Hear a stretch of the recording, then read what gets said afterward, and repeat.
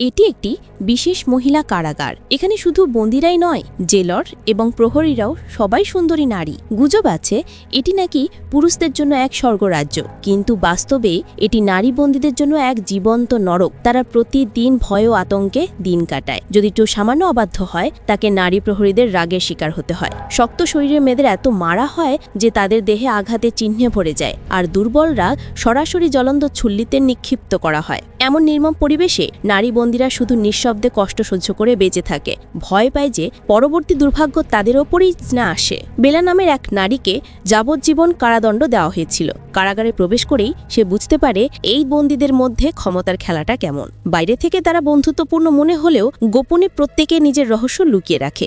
যেমন বেলা বাইরে থেকে শান্ত স্বভাবের মনে হলেও সে গোপনে তার প্রেমিকের কাছে একটি চিঠি পাঠিয়েছিল, কিন্তু সেটি জেলখানার এক প্রভাবশালী নারী বসের চোখে পড়ে যায়। সে সঙ্গে সঙ্গে বিষয়টি প্রহরীদের জানিয়ে দেয়। যখন সবাই বাইরে কাজ করছিল, তখন হঠাৎ বেলাকে ডেকে আনা হয়। তার শরীর তল্লাশি করে সেই চিঠি খোঁজা হয়। যদিও কোনো প্রমাণ মেলেনি, তবুও জেলর রাগে ফেটে পড়ে। সে বেলাকে ঝুলিয়ে রেখে কঠোর জিজ্ঞাসাবাদ শুরু করে। বেলাকে সত্য বলানোর জন্য প্রহরীরা নানা নিষ্ঠুর শাস্তি দেয়, কিন্তু সে মুখ খোলে না, কিছুই বলে না।